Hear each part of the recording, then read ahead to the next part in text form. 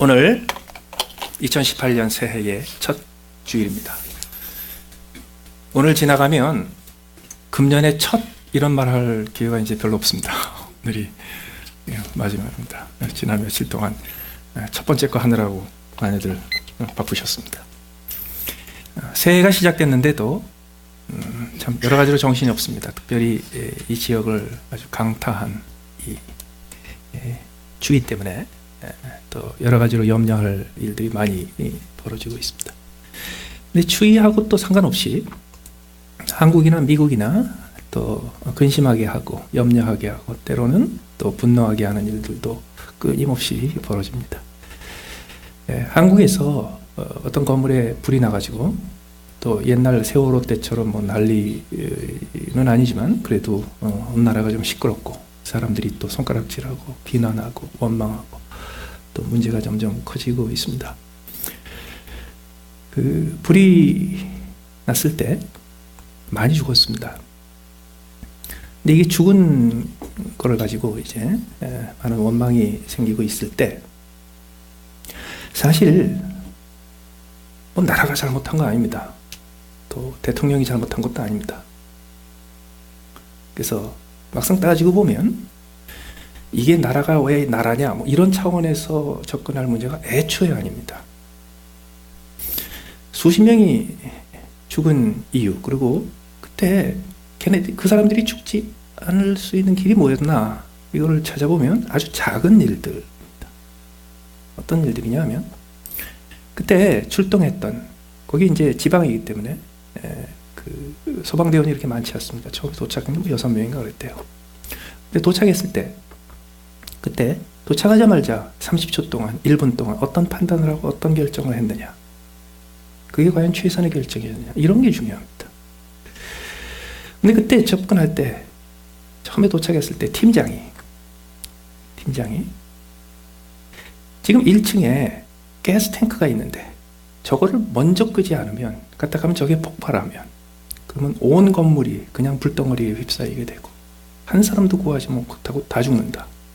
저걸 먼저 꺼야 되겠다. 이거하고 별도로 지금 2층 3층 옥상에 지금 손짓하고 살려달라고 그러는 사람들이 있는데 6명밖에 안 되는 이 대원을 가지고 먼저 저들을 구할 것이냐, 이 사이에 순식간에 선택을 해야 합니다.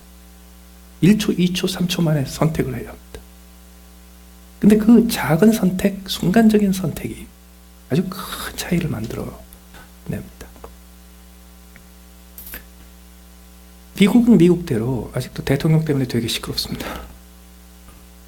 근데 이 문제를 접근할 때도 사람들이 쫙 갈라지는 이유가 있습니다.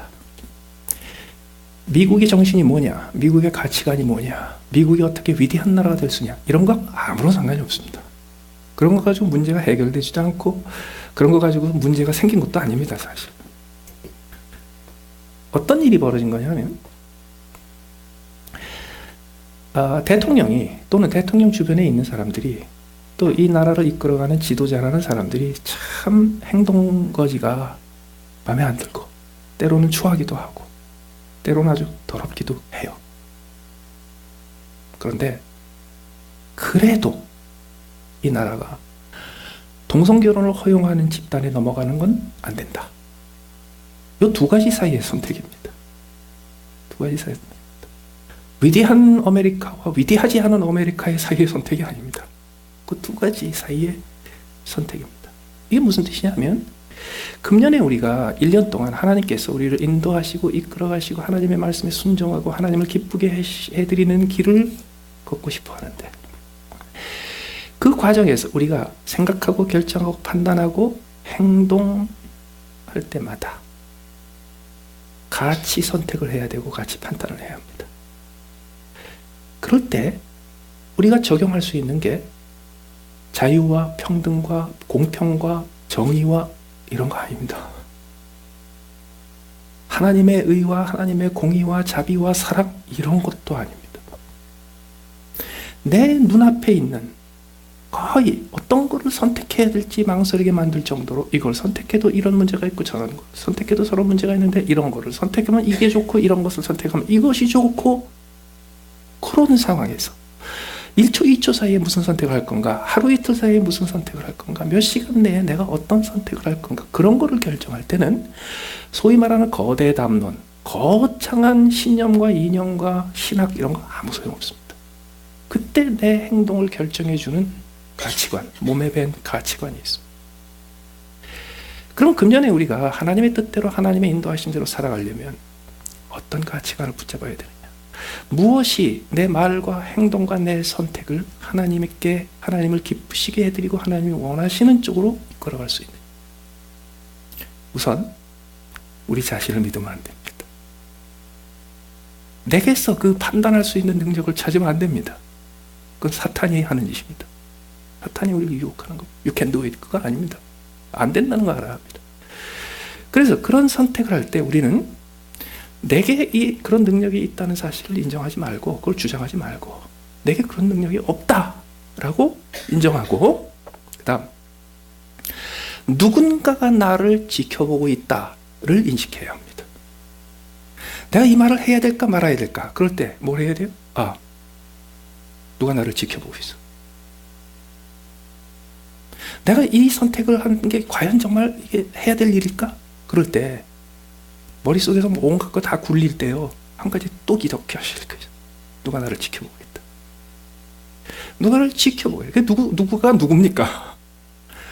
하나님이 나를 지켜보고 계시다. 이게 기본입니다. 그런데 문제는 누군가가 나는 항상 하나님이 나를 지켜보시고 나는 항상 하나님의 눈앞에 있는 것처럼 살아요.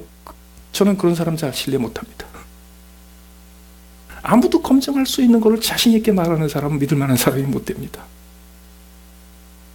누군가가 나를 지켜보고 있어. 하나님이 나 지켜보고 있어. 맞습니다. 문제는 뭐냐면 하나님이 나를 지켜보고 계신다는 사실을 내가 하나님이 지켜보고 계시지 그걸 물어보면 내가 그럼요 라고 말은 할 수 있는데 내 앞에 순간적인 선택의 기회가 왔을 때 하나님이 나를 지켜보신다는 것이 내 말과 생각과 행동을 지배하진 않는다는 거예요. 그거를 그 순간에 두려워하진 않는다는 거예요. 그럼 내 행동을 결정하는 기준은 뭡니까? 하나님이 나를 지켜보신다 가지고 안 돼요.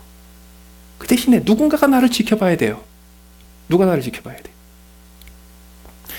하나님 수준의 존재가 나를 지켜봐야 돼요. 무슨 얘기냐면 나를 옆에서 지켜보고 있는 사람들의 수준에 따라서 내 행동이 달라진다는 거예요. 오늘 저하고 제 아내가 한복을 입기로 하고 한 3년인가 2년 만에 한복 박스를 다 꺼냈습니다. 근데 워낙에 1년에 한 번, 2년에 한 번 입으니까 세탁할 필요도 없고 들어오진 것도 없잖아요. 그러니까 대림질만 하면 됩니다. 근데 제 아내는 세탁소에서 오랫동안 대림질을 해본 경험이 있기 때문에 프로 대림질 선수입니다. 그래서 제 아내가 데리는 게 제일 완벽하지만 이게 한복이 한 벌이 아니잖아요. 이게 겹겹이잖아요. 그리고 한복이 이게 면적이 넓습니다. 그러니까 이거를 데리려면 좀 또 힘이 필요합니다. 그래서 이건 남자 몫입니다. 또 그래서 이제 한복을 데리기로 했습니다. 쫙 펼쳐놓고 담요 펼쳐놓고 한복을 데리는데 데리미를 켜고 물 집어넣고 스팀 데워지고 그리고 이제 데리기 시작하는데 처음에 열심히 했어요. 아무도 안 봐도 열심히 했어요. 그런데 이게 10분이 지나고 15분이 지나고 나니까 조금씩 힘들어지고 조금씩 귀찮아지고 조금씩 꾀가 납니다. 그래서 그때 무슨 생각이 들었냐면 가만히 있어봐. 이걸 왜 다 구석구석 다 빳빳하게 다려야 돼? 한복의 대부분은 속에 들어가 있는데 그렇잖아요. 우리가 겹겹이 입잖아요, 한복을. 그리고 원래 이게 두루마기도 실내에서 입는 거란 말이죠. 벗을 일이 없단 말이죠. 그래서 남자 옷이건 여자 옷이건 간에 한복은 속에 겹겹이 있기 때문에 그거 굳이 데릴 필요 없는 거예요. 그러고 보니까 이거 안 데려도 되는 거예요, 이 면적은. 그리고 보이는 것도요. 보이는 옷도 안 보이는 구석이 있단 말이죠. 예를 들어서 겨드랑이를 왜 쫙 기역자로 펴가지고 그걸 막 빳빳하게 데려요? 어차피 입어서 한 번만 입으면 쫙 구겨질 텐데. 그 다음에 이게 밑에 들어가는 옷, 바지 위, 이런 걸 어차피 접어서 할 텐데. 그래서 이제 그런 거를 생략하고 눈에 보이는 데만 열심히 잘 데리기 시작했습니다. 그러다가 정신이 번쩍 들었어요. 주일날 이걸 입고 나가면 우리 교인들은 내가 다리지 않은 곳은 절대로 못 본다. 사고가 벌어지기 전에. 그런데 한 사람 보는 사람이 있다. 누구예요? 하나님 그러면 힘들어져요. 아내가 볼 거 아니에요. 옷 입다가. 제 아내가 볼 거 아니에요. 근데 제 아내가 원래 프로 대림질 출신이거든요. 그러면 전교인이 볼 수 없는, 아무도 볼 수 없는 구석 있고도 제 아내는 봅니다. 분명히 무슨 말을 할 거라고. 그래서 그다음부터 다시 바꿨습니다. 교인들이 보는 게 중요한 게 아니에요. 뭐가 중요해요? 내가 다 다림질을 해놓고 쫙 펼쳐놨을 때 우리 아내가 봤을 때 마음에 들어야 합니다. 그래서 다시 다녔어요. 구석구석 다 다렸어요. 안 보이는 데 다 다렸어요. 속옷까지 다 다렸어요. 그러고 나서 별말 없는 거 보니까 잘 다린 것 같아요.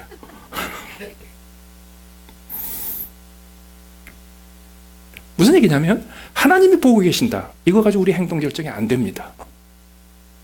생각은 결정이 되는데 행동은 안 나옵니다. 우리 행동이 나오려면 어떻게 해야 돼요? 하나님 수준에, 제 아내가 하나님 수준이라는 건 아니고 그래도 하나님 수준에 가까운 어떤 사람의 눈이 나를 지금 보고 있고 조금 이따 볼 것이고 수시로 나를 본다. 이게 있어야 합니다. 요거를 인생에서 붙잡고 있으면 인생 길이 흔들리지 않습니다. 하나님이 나를 보신다. 이 사람은 망가져요. 근데 누군가가 하나님처럼 나를 보고 있다. 그 누군가가 누굴까요? 어린아이입니다. 어린아이. 왜 성경에 그토록 자주 어린아이들이 등장합니까? 사복음서에 예수님께서 반복해서 여러 차례 어린아이들을 세우시고 부르시고 쓰다듬어 주시고 축복해 주시고 어린아이들한테 함부로 대했다고 제자들을 호통치시고 어린아이들이 자주 등장합니다. 어린아이들이 등장한 이유가 뭐예요?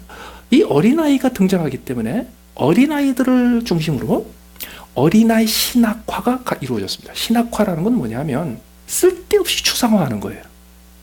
하늘나라에 천사가 몇 마리나 있을까? 뭐 이런 거. 바늘 위에 천사가 몇 마리가 쓸 수 있을까? 뭐 이런 거. 천사를 몇 마리라고 해야 되는지 몇 명이라고 그러는지 좀 헷갈리는데 몇 개라고 할 수는 없고 하여튼 그런 게 신학화예요. 갑자기 어린아이를 놓고 신학화가 이루어집니다. 그래서 심지어는요 어린아이들은 자동으로 천단가 뭐 이런 거 그런 거 아닙니다.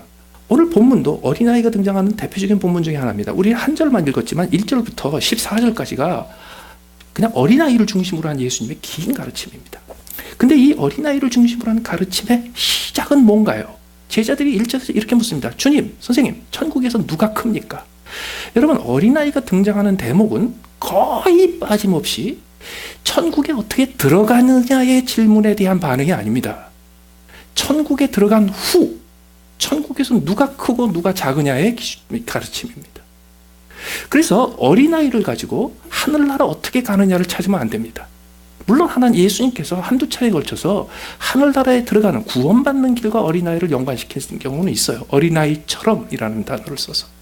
그러나 어린아이가 성경에서 등장할 때는 거의 대부분이 우리가 구원받은 후 어떻게 제자로서 자녀로서 살 것인가를 다루는 문제입니다. 예수님 눈에 제자들이 제자라고 분명히 인정도 받고 세상으로서도 인정받고 그래도 1, 2년 동안 따라다니면서 배울 거 다 배웠는데 하는 짓이 영 마음에 안 들어요. 그럴 때마다 너도 그렇게 살면 안 돼. 그러면서 어린아이를 세우신 겁니다. 그러면 어린아이들을 어떻게 하라고? 왜 어린아이들이 이렇게 중요했어요? 예수님은 그 어린아이를 통해서 뭘 말씀하시는 겁니까? 굉장히 많이 말씀하셨어요. 오늘 본문에서도 어린아이를 딱 불러 세우시고 그 다음 뭐라고 하시냐면 너희들 어린아이같이 되지 않으면 안 된다. 어린아이같이 자기를 낮춰라. 누구든지 어린아이를 영접하면 나를 영접하는 거다. 누구든지 어린아이 하나를 실족하게 하면 그러면 목에다가 맷돌 달고 바다에 던져버리는 게 낫다. 그 다음에 어린아이를 업신여기지 말라. 이런 얘기를 강조해서 강조하십니다. 그런데 예수님께서 그런 말씀들 어린아이에 대한 강력한 메시지를 주실 때 왜 그렇게 해야 되는지를 기록한 게 오늘 10절입니다. 왜?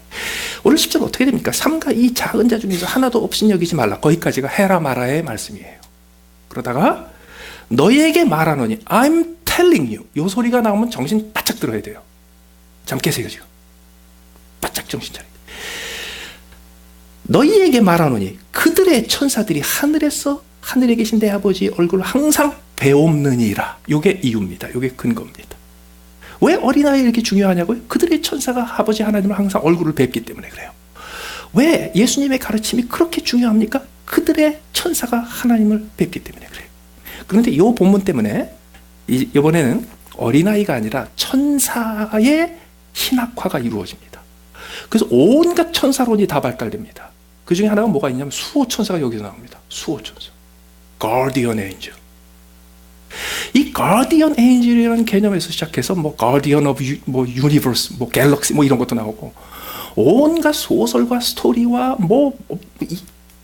이것과 관련되는 게 엄청나요. 그래서 그 다음부터 이 수호 천사 Guardian Angel에 대한 온갖 스토리, 이 지어낸 얘기, 상상의 얘기가 붙어서 신학화됩니다. 그래서 여러분요, 천사론에 대해서 신경 쓰지 마시고 시간 쓰지 마세요. 인생 그런데 허비할 필요가 하나도 없습니다. 전혀 필요 없습니다. 그러면 예수님이 천사들을 언급하신 걸 그럼 무시해야 되느냐? 무시하면 안 돼요. 예수님 말씀이니까. 그렇다면 여기서 등장하는 천사를 우리가 어떻게 이해해야 합니까?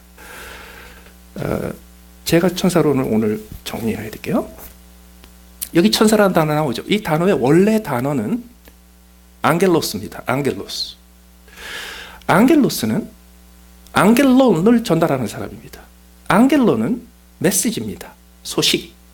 그래서 앞에 좋다라는 단어가 붙어서 유앙겔리온, 그럼 좋은 소식입니다. 복음. 그래서 천사는 우리말로 하늘 천자에다가 사자 사자, 보낼 사자 뭐 이래서 사자 쓰지만 원래 단어는 앙겔로스, 로스 앙겔레스, 요게 그거예요. 천사의 도시. 앙겔로스라는 단어는 메시지를 전달하는 자라는 단어입니다. 그걸 영어로 바꾸면 어떻게 돼요? 앙겔로는 메시지고 그 다음에 앙겔로스는요 메신저. 여러분들은 다 천사를 한 마리씩 가지고 계십니다. 스마트폰에. 그 메신저 있잖아요. 그렇죠? 저는요, 이 천사들이 하나님 앞에서 어떤 모습으로 어떻게 있는지 상상이 잘 안 됩니다. 2000년 전에 이 말씀을 들은 사람한테는 예수님께서 그들의 상상력이 고대의 상상력에 제한되어 있기 때문에 천사라고 했을 때 이 사람들은 날개짓하며 펄펄 나르며 빛이 광채가 나며 온갖 기가 막힌 상상을 다 했을 겁니다. 그럴 수도 있고 안 그럴 수도 있습니다. 우리는 지난 수천 년 수만 년 동안에 인류는 어떤 메신저를 경험했어요. 처음엔 어떤 메신저예요? 쪽지 적어주면 발로 뛰어서 달려가서 전달하는 사람이죠. 그렇죠? 이거 예수님이 이 말씀하셨을 때 그렇게 이해했겠죠. 메신저? 그럼 뭘 생각했겠어요? 이거 받아서 전달하는 사람. 그렇죠? 발이 있고 뛰어다니고 뭐 이런 거. 그러고 있다가 나중에 역마 시스템이 나와서 그래서 말 타고 전달하는 시스템이 나옵니다. 로마 시대 때, 징기스칸 시대 때. 그러다가 그것이 나중에 어떻게 발달이 됩니까? 우편제도가 나옵니다. 우편제도가 처음에는 말 타고 가고 역마차 타고 가고 뭐 이러고 배달하다가 그 다음에 기차 가지고 저기 배달하고 그 다음에 비행기가 나와서 에어메일이 나옵니다. 그게 다 메신저입니다. 그 에어메일이 나온 다음에 그 다음에 어떻게 돼요? 이제는요 전신이 나옵니다. 모르스 부호 전신.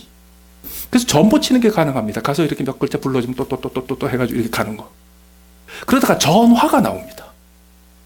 그래서 전화가 메신저입니다. 그래서 전화의 원래 고유의 명칭은 천사입니다. 메신저. 그러다가 인터넷이 나오고 컴퓨터가 나와서 컴퓨터 커뮤니케이션이 나오고 이메일이 나오고 텍스트가 나옵니다. 그게 다 뭐예요? 메신저입니다. 그럼 앞으로 100년 지나면 우리는 어떤 메신저, 어떤 천사를 쓸까요? 인류는. 상상이 잘 안 되죠. 왜? 엄청나게 테크놀로지가 기술이 발달할 테니까. 그렇다면 하나님이 가지고 계시는 테크놀로지는 어느 수준일까요? 하나님이 이 땅에 있는 한 어린아이로부터 한 사람인지 한 마리인지 뭔지 모르겠지만 하여튼 하나의 앱이든지 하나의 천사든 뭐 어사인을 해서 그 한 사람의 어린아이로부터 끊임없이 메시지를 받을 수 있는 하나님이 사용하시는 가장 효과적이고 가장 하이텍, 가장 고성능의 메신저는 뭘까요? 몰라요. 그런데 기가 막힌 걸 쓰실 거예요. 그래서 이 천사 이런 데 그냥 훅 걸리지 마세요. 중요한 건 하나님이 이 땅에 있는 모든 어린아이들에게 메신저 앱이건 메신저 천사건 메신저 담당이건 메신저 에어메일이건 뭐를 하나 걸어 놓으시고 그 아이에로부터 하나님이 항상 메시지를 받는다는 겁니다. 그런데 그 메신저들이, 천사들이, 이게 살아있는 건지 날개가 있는 건지 없는 건지 전 몰라요. 걔네들이 하나님 앞에 있다니까 꼭 드론들이 이렇게 떠 있는 것처럼 하나님 앞에 수백만 개가 이렇게 떠 있는지 몰라요, 저는. 그런데 하나님 앞에 그 어린아이들의 메시지를 전달하는 어떤 담당자가 하나님 앞에 어떻게 돼 있어요? 얼굴을 항상 배움느니라 라고 돼 있죠. 그러니까 얼마나 가까이 있어요? 가장 가까이 있어요. 가장 가까이 있어요. 여기서 우리 여기 있는 분들은 어린아이는 없잖아요. 있나? 없죠. 그런데 우리가 어린아이였을 적에 우리에게도 천사가 하나씩 있었을 거 아니에요. 그렇죠? 그러면 우리가 어른 되고 나서 그 천사가 사표내고 없어졌나요? 지금도 있을 거예요. 그래서 그 천사가 하는 일이 뭐예요? 우리에게도 하나님 앞에 메시지를 전달합니다. 그렇죠? 그런데 그 천사들은 어디 갔냐 말이에요. 있어요, 거기. 분명히 있어요. 우리는 어린아이 때도 있었으니까. 그럼 지금 어디 갔냐? 차이는 이겁니다. 나이가 어릴수록 담당 메신저들이 앞줄에 섭니다. 나이가 많을수록 담당 메신저들이 뒷줄로 밀립니다. 그래서 하나님은 이 세상에서 벌어지는 모든 한 사람 한 사람의 인간들로부터 하나님이 듣고 싶어 하시고 받고 싶어 하는 보고 메시지를 받으실 때 제일 먼저 누구 걸 받으세요? 어린아이들 것을 받습니다. 그럼 어린아이 걸 다 받고 나서 그 다음 받으시냐고요? 난 별로 안 그러실 것 같아요. 왜? 어린아이들 것만 받으시면 파악이 돼. 이게 특급 정보고, 이게 초특급 비밀 정보고, 이게 가장 값비싼 정보고, 이게 블랙 인터넷에서 떠돌아다니는 비싼 정보고요. 하나님이 독점하는 정보고요. 미국의 NSI에서 대통령한테만 보고하고 밑에는 절대로 보고하지 않은 특수 정보고요. 그거를 하나님께서 이 메신저들로부터 미리 받으시고 그걸로 세상 파악 끝납니다. 이게 왜 우리에게 중요하냐고요? 이 메신저들이 하나님 앞에 뭘 보고할까요? 뭐를 부지런히 보고할까요? 내가 담당한 이 어린아이, 그리고 뭘 보고할까요? 제일 먼저 그들의 귀로 듣는 것을 보고할 겁니다. 그렇죠? 어린아이들이 귀로 모든 듣는 것들을 중계할 겁니다. 그래서 하나님 앞에서 이 담당자 한 사람 한 사람이 또는 앱 하나하나가 자기가 담당한 어린아이의 귀에 들리는 것을 그대로 하나님 앞에 중계방송할 겁니다. 따라서 하나님은 내가 말하는 모든 것을 듣고 계십니다. 믿으세요? 이건 믿을 만한 일인데, 당연히 믿을 만한 일인데 이게 실감이 안 납니다. 그런데요, 하나님은 내 말을 어떻게 들으시냐 하면 내 옆에서 내 말을 듣는 어린아이의 귀를 통해서 들으십니다. 그런데 문제는 뭐냐면 내 귀에 들리는 것을 하나님 앞에 알려봤자 그건 뒤로 밀려요. 하나님이 먼저 들으시는 건 뭡니까? 네? 내 말을 들은 어린아이의 귀로 들린 소리를 먼저 듣습니다.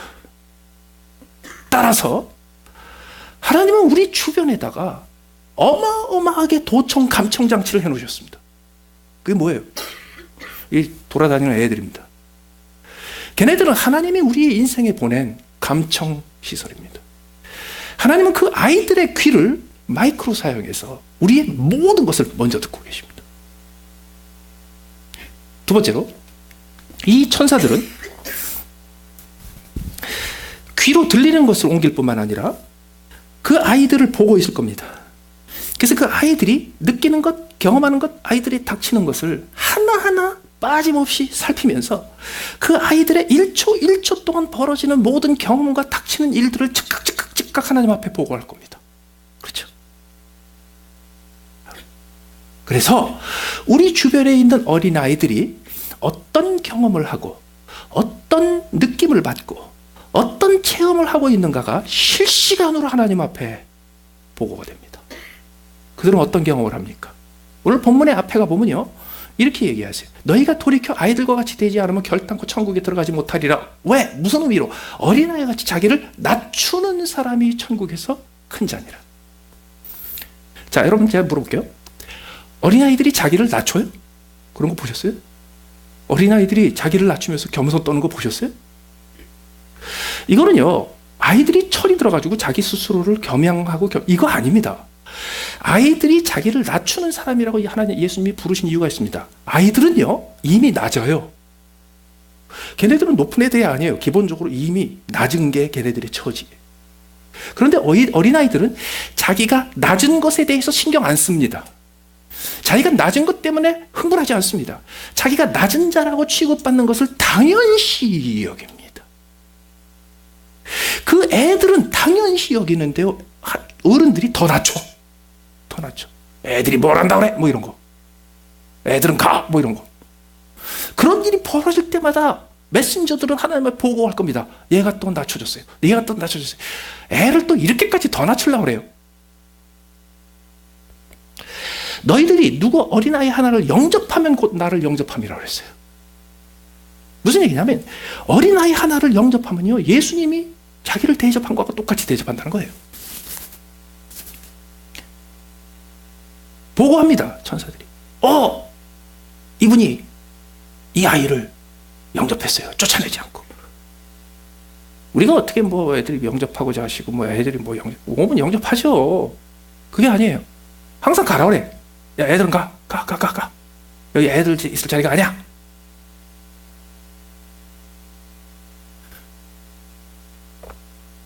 여러분, 내가 하는 말과 행동들 중에 애가 있으면 불편한 말과 행동은 안 해야 되는 겁니다. 가만히 있어봐. 애들 있잖아. 그러면 그 말은 이미 안 했어야 되는 말입니다. 물론 애들이 없어야만 하는 행동 중에서 모두가 다 악과 죄는 아니에요. 그러나 애들이 있는 데서 없는 데서 할 수 있는 평범한 말과 행동 중에서 야야야, 애들 내보내고 얘기하자. 이거는 애들 보내고 하자. 이런 거는요, 거의 대부분 원래부터 하지 말아야 되는 겁니다. 애들을 실족하게 한다고 그래요. 여러분, 실족이라는 거를 또 개념적으로 신학적으로 얘기하면요, 이거는 뭐 사람을 시험에 들게 하고 뭐 어쩌고저쩌고 뭐 그렇게 거창하게 생각하지 마세요. 아이들을 실족하게 한다는 건 뭔지 아세요? 아이들의 마음을 낙심시키는 겁니다. 그래서 에베소서 골로새서에서 자녀 교육에 대해서 바울이 언급할 때 가장 먼저 등장하는 게 뭐냐 하면, 아비들아, 자녀들을 노엽게 하지 마라. 노엽게 하지 마라. 우리가 애들 주변에 내 자식이건 남의 자식이건 상관없어요. 애들을 길을 꺾어버리고 애들을 야단쳐버리고 말도 안 되게 애들을 그냥 혼내버리고 애들을 기죽게 만들고 눈치 보게 만들고, 그때마다 메신저가 하나님 앞에 알립니다. 아무개가 이 아이를 실축시켰습니다. 그런데요, 우리는 우리대로 다 나름대로 이유가 있어요. 이게 다 어른들이 하는 일이야. 이게 더 심각한 일이야. 그래서 이 애들 야단을 좀 친 거야. 그런데 문제는 뭐냐면 그것도 다 타당성이 있는 말인데요, 그거는요, 한참 있다가 하나님 앞에 들려요. 나 때문에 실족하고 나 때문에 낙심하고 나 때문에 절망한 그 아이의 말은, 그 마음은요, 즉각 하나님이 들으시는데, 애를 그렇게 한 나 나름대로 이유가 있고 타당한 이유가 있고 변명이 있고 해서 그것도 하나님이 이해하실 만한 거라서 하나님 앞에 알려드리지만은요, 그거는요, 한참 서서히 늦어가지고 몇백만 번 뒤에 하나님 앞에 들려요. 안 중요해요. 삼가 이 작은 자 중에서 하나도 업신여기지 말라. 애들을 업신여기는 거예요. 애들을 무시해버리는 거. 애들을 투명인간 만들어버리는 거. 야, 가. 이렇게 걸리적거리고 그래. 왜 애들이 있을 자리가 아니야? 그럴 때마다 하나님이 제일 먼저 들으세요. 하나님 앞에 들어가는 보고 중에 사실 더 심각한 게 있습니다. 오늘 우리가 본 10절 바로 앞에 9절에 이런 말이 나옵니다. 만일 내 눈이 너를 범죄하거든 떼어내버리라. 한 눈으로 영생에 들어가는 것이 두 눈을 가지고 지옥불에 던지는 것보다 나으니라. 눈 얘기가 나옵니다. 눈 얘기가. 애들 얘기하다 한복판에서. 꼭 그런 건 아니지만요, 눈이 굉장히 중요합니다. 무슨 얘기냐면, 아이들을 통해서 하나님은 아이들의 귀가 우리의 인생에 하나님이 심어놓으신 모든 비밀 마이크예요. 그리고 아이들의 모든 체험과 육체적인 그런 경험을 통해서 우리의 모든 상황이 그대로 하나님 앞에 보고됩니다. 우리가 변명하기 전에. 그런데 더 문제는 뭐냐면 아이들의 눈이 하나님이 우리 인생에 보낸 CCTV 카메라입니다. 주변에 널려 있습니다. 내 자식, 내 자식의 자식, 손주들만이 아니라 나하고 아무런 상관없는 어린아이들의 눈이 내 주변에 널려 있는데 그게 다 내 인생을 지켜보고 있는 하나님이 장치해 놓으신 CCTV 카메라입니다. 히든 카메라입니다. 이거는 실시간으로 하나님 앞에 그대로 방송됩니다. 문제는 뭐냐면 그 방송으로 카메라에 찍혀서 보고되는 아이들의 눈으로 보고 하나님 아이들의 마음에 새겨지고 아이들에게 그 비디오 리코더로 남고 그것이 헤드쿼터에 실시간으로 중계돼서 하나님 앞에도 그게 리코드 되는데 나는 그걸 못 봐요. 애들은 나를 보는데 나는 그걸 못 봐요. 여러분, 이거 클리셰 하도 들어서 잔소리처럼 별거 아닌 것처럼 들리지만 이건 영원한 진리입니다. 아이들은 들은 대로 행하지 않습니다. 본 대로 행합니다. 아이들은 평생 부모가 말한 대로 살지 않습니다. 아이들은 자기 눈으로 본 대로 삽니다. 어저께 하도 추워가지고요. 그래서 아침에 일어나가지고 화장실도 가는데요. 이제 용변을 보고 툭 내렸는데 샥 내려갔는데 그 다음에 물이 안 나와요. 물통에 있는 거 하나 내려갔는데 그 다음에 쫄쫄쫄쫄 물이 안 나와요. 그래서 가서 이렇게 수도꼭지를 열어보니까 물이 안 나와요. 그래서 페어팩스 워홀에 전화를 걸었습니다. 그랬더니 하는 얘기가 주소가 어디냐 아니냐 뭐 거기 컴퓨터에 있으니까 뭐 그렇다고 그랬더니 우리 동네에서 벌써 한 500번 전화가 왔대요. 그래서 무슨 일이냐고 그랬더니 뭐 큰 건 아니고 뭐 메인이 터졌다든가 뭐 이런 건 아닌데 뭐 뉴스에서 나 아무것도 안 봤는데 무슨 일이냐고 그랬더니 메인이 터진 건 아니고 집집마다 있는 수도 계량기가 얼었대요. 이게 땅속에 있는 파이프는 잘 안 얼어요. 근데 수도 계량기는 이렇게 열어봐야 되니까 이렇게 나와 있거든요. 공기 중에 땅 밑에 그게 얼었대요. 그래서 집집마다 그게 얼어가지고 지금 직원들이 총출동이 돼서 집집마다 그거 녹이고 다닌대요. 그래서 언제쯤 될 것 같으냐고 그랬더니 장담을 못한대. 500개래요. 우리 동네만. 이 근처만. 그래서 마냥 기다리고 있는데요. 이게 뭐 점점 문제가 심각해져요. 이게 먹고 마시고 뭐 이런 건 안 해도 되는데 뭐 물도 뭐 물병에 있는 거 마시고 하면 되고 뭐 다 뭐 커피도 그냥 끓여 마시면 되는데 문제는 이게 용변을 볼 수가 없잖아요. 그래가지고 이제 소변이니 뭐니 이런 걸 아껴서 보다가 도저히 안 되겠어요. 안 되겠다. 짐 싸가지고 나가서 어디 가서 뭐 샤워라도 하고 해야 되겠다. 그럼 어디를 가지? 그랬는데 짐 싸가지고 어디를 가지 막 궁리를 할 때까지요. 우리 애들이 나가서 살고 있다는 생각이 안 드는 거예요. 우리 애들 아파트를 가면 되겠다. 이 생각이 안 드는 거예요. 왜냐하면 몇 달 안 됐기 때문에 그게 내 행동을 영향을 줄 만큼 실질적인 지식으로 안 돼 있는 거예요. 그래서 요새 애들 어디서 살아요? 그러면 나가 살아요? 이거는 쉽게 나오는데요. 짐 싸가지고 어디 가서 샤워하고 어디 가서 용변을 보지? 이럴 때 아마 봐. 애들이 알링턴에 살지? 이게 안 들어오는 거예요. 이게. 그래서 한참 지나서 가만히 있어봐. 애들 집에 가서 하면 되지? 그때 들어오는 거예요. 여러분 이게요. 우리가 개념적으로 알고 관념적으로 알고 쫙 그러면서 고백하고 이게 매일 순간순간에 짐 싸가지고 어디 가지? 그럴 때는 적용이 안 되는 게 거의 대부분입니다. 반복해서 이럴 때 해보고 저럴 때 해보고 그러기 전에는요. 이게 안 되는 거예요. 아직 좀 낯설어요. 그런데 우리 애들이 지금 나가서 혼자 산 지 몇 달 안 됐거든요. 그래가지고 걔네들도 좀 어색하고 우리도 좀 어색해요. 그래서 얘네들이 꼬박꼬박 주말이면 주일날 왔다가 이거 또 걔네들 사는 동네 한인 뭐 그로스리들 없으니까 엄마랑 가서 장을 꼭 봅니다. 한 2주에 한 번씩. 그래서 왕창 장을 봅니다. 어느 날 우리 둘째가 장을 보고 들어와가지고 그래서 엄마 이제 그 그로스리 백을 다 들고 그리고 이제 부엌에다 갖다 놓고 그리고 지가 가져갈 거 엄마 집에 놓을 거 뭐 분류해가지고 이렇게 냉장고 놓고 이렇게 엄마랑 하고 있는데 이 녀석이 부지런히 이걸 하고 있는데요. 저하고 제 아내가 이렇게 딱 보는데 눈에 팍 들어오는 게 있었어요.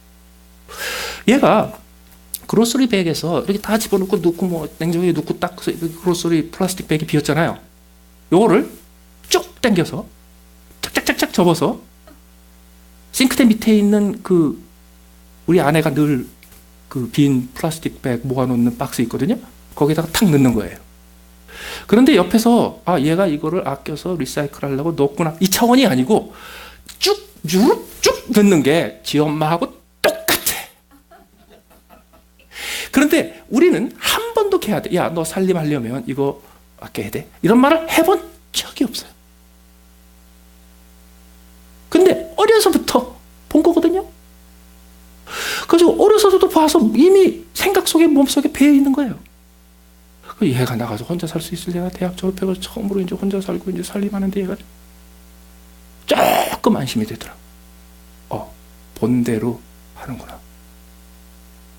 본대로 하는구나.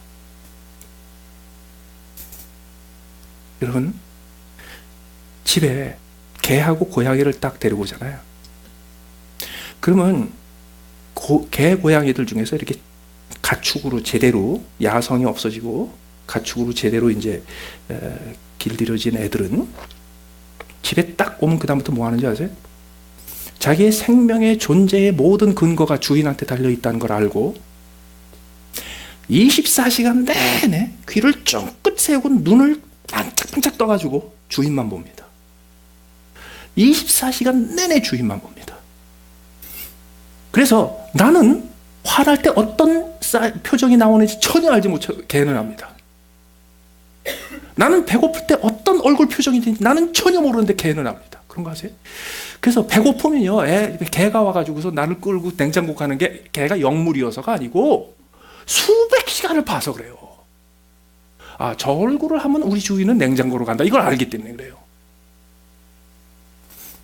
똑같습니다. 개가 아니라 집에 애가 태어나잖아요. 애는 대충 12살 될 때까지 12년 동안 매 순간순간 하루에 24시간 일주일에 7일 동안 엄마 아빠만 봅니다. 엄마 아빠만 봅니다. 왜? 그들의 생명과 존재의 모든 근거는 엄마 아빠거든요. 그래서 얘네들은요 모든 것을 걸고 엄마 아빠를 파악합니다. 봅니다. 보고 뭘 판단하냐면 기상 판단을 합니다. 날씨 판단. 엄마가 기분이 좋다. 그러면 행복한 날입니다. 아빠가 직장에서 딱 들어왔는데 인상이 근데 본인들은 몰라. 엄마 아빠들은. 애들은 알아요. 왜? 항상 지켜봤으니까. 그런데요, 걔네들 눈으로 보고 거기에 망막에 비춰진 레코드가 걔네들의 자의식과 신경조직에 깊이 반복돼서 새겨지는 동시에 이것이 그대로 하나님 앞에 플레이가 됩니다. 그걸 나만 못 봐. 그러다가 어느 날 아니 얘가 왜 이래? 내가 이렇게 키우지 않았는데. 그게 뭐냐면 내가 이렇게 잔소리해서 키웠는데 왜 이렇게 해? 라는 건 본대로 하는 겁니다.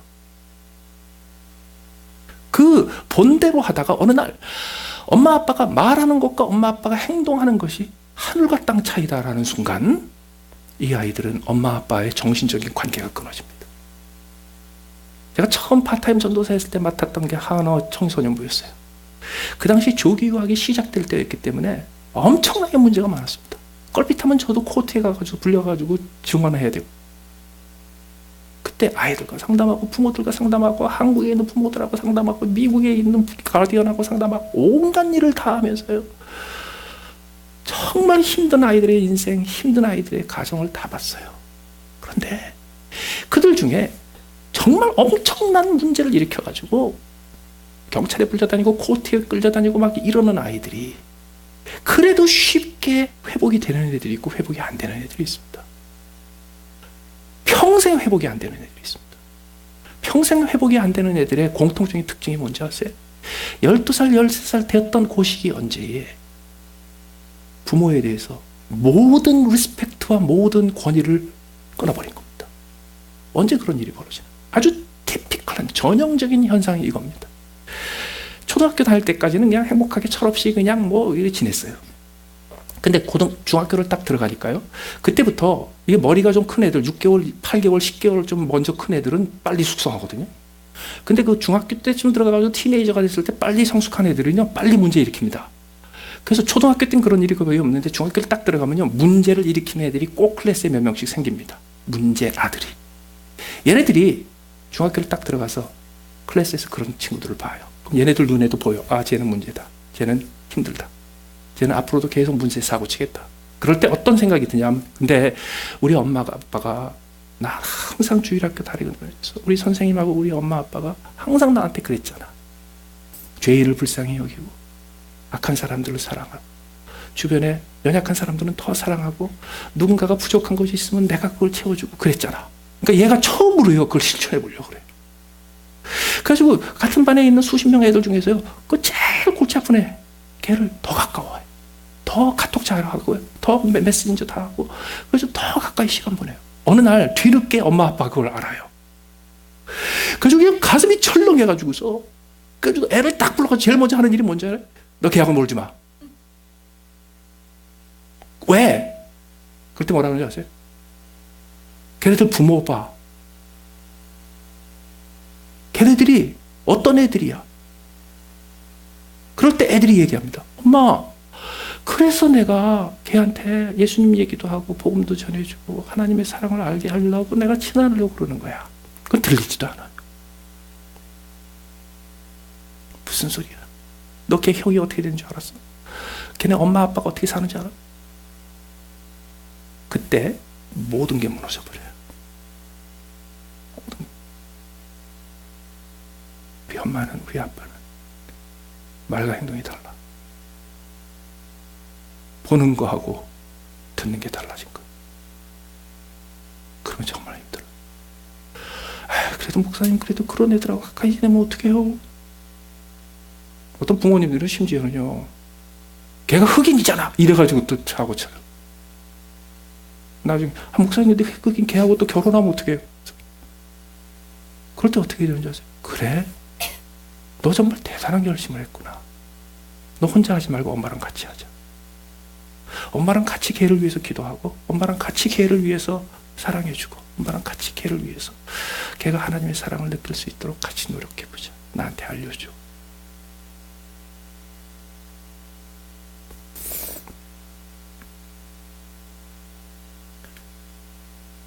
여러분, 내 자식이나 내 손주가 나를 지켜보고 내 말을 듣고 있는 것이 하나님이 즉각 실시간으로 듣고 보시기 때문에 내 자녀와 내 손주들의 눈과 귀가 하나님의 눈이요 하나님의 귀입니다. 그래서 금년 간단합니다. 내 자식들이 보고 있다. 그럼 아주 쉬우십니다. 더 나아가서 저는 이제 자식도 없고 뭐 손주도 없고 다 얼굴 볼 기회도 없고 내 옆에 오늘 네 자녀들이라고 안 그러셨잖아요. 예수님이 어린애들이라고 그랬지. 길거리에서 만나는 애들, 교회 복도에서 만나는 애들, 이 어린아이들이 내 자식이 아니어도 하나님이 나를 지켜보시기 위해서 사용하시는 하나님의 눈이요 하나님의 손이요 하나님의 귀입니다. 따라서 어린 아이들 앞에서 이 아이들의 눈과 귀가 하나님의 눈이요 하나님의 귀라는 사실을 인정하고 그 눈과 그 귀에 들리고 보이는 행동을 조심스럽게 하면 하나님이 기뻐하시는 길을 걷게 됩니다. 그럴 때 인생이 그 인생이 축복받은 인생이요. 그럴 때 그 가정이 축복받은 가정입니다. 더 나아가서 내 자식이 아니어도 내 동네에서 사는 어린아이들, 내 이웃에서 사는 어린아이들, 버지니아 스테이트에서 사는 어린아이들, 미국에서 사는 어린아이들이 그들의 눈을 통해서 나를 볼 때 하나님이 보시고 그들의 귀를 통해서 나를 들을 때 하나님이 들으신다는 것을 깨닫고 미국에 있는 내 공동체 지역사회에 있는 모든 어린아이들의 눈과 귀 앞에서 하나님 앞에 살듯이 살아가면 이 나라가 복된 나라가 됩니다. 한 나라가 얼마나 복받은 나라인가, 얼마나 선진국인가, 얼마나 성숙한 나라인가. 그 나라가 얼마나 민주적인 정신에 투철하고 그 나라가 헌법이 얼마나 잘 쓰여져 있고 그 나라가 정계적으로 얼마나 잘 살고 그 나라가 다른 나라를 얼마나 잘 도와주고 그런 거 하나도 중요하지 않습니다. 뭐가 중요하냐면 그 나라의 어린아이들이 이미 낮출대로 낮춰져 있는 그 아이들을 어른들이 더 낮추고 있는가? 사회가 그 아이들을 더 짓밟고 있는가? 그 나라에 있는 아이들이 어디를 가든지 웰컴 받는 사회인가? 그 아이들이 제도적으로 시스템상에서 체제상에서 법상에서 마음이 실족하고 마음이 절망하고 마음이 무너지고 희망을 잃어버리고 있는 사회인가? 아니면 사회는 엉망진창이고 어른들은 엉망진창으로 살아도 아이들의 마음은 실족시키지 않으려고 어떻게 해서든지 꾸며내서라도 아이들의 마음을 아이들의 마음답게 키워주고 있는 사회인지, 더 나아가서 아이들을 업신여기는 사회인지, 아니면 아이들을 어른들보다 더 소중하게 여기는 사회인지, 그게 복받은 나라하고 복받지 못한 나라의 차이예요. 요새 한국에서요, 나라를 위해서 기도해 주세요라는 메시지를 굉장히 많이 받아요. 저는 그거 받을 때마다 항상 그 생각합니다. 애들의 눈과 귀가 있을 때 행동가지를 제대로 하는 어른들을 쓰세요. 한국에서 정치 엉망이라고 난리치고 그럴 적에요. 제가 그래서 그런 얘기 한 번 한 적이 있어요. 우리 교회 출신 한국에 있는 어떤 저기 국회 회의할 때 항상 방청석에다가 반 정도는 초등학교 애들 앉혀놓으라고. 그 초등학교 중에서 그 국회의원들의 저기 조카들, 손주들 이런 사람들 쫙 거기 앉혀놔라.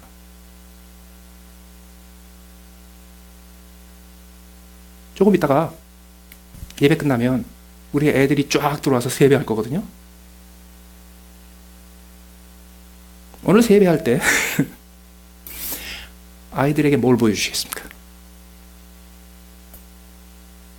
자기를 낮추는, 아이들을 영접하는, 아이들을 실족하게 하지 않고 아이들을 업신여기지 않는, 말보다 중요한 게 뭐가 있어요? 모습, 행동. 내 마음은 안 그래도요, 보이기라도 하세요.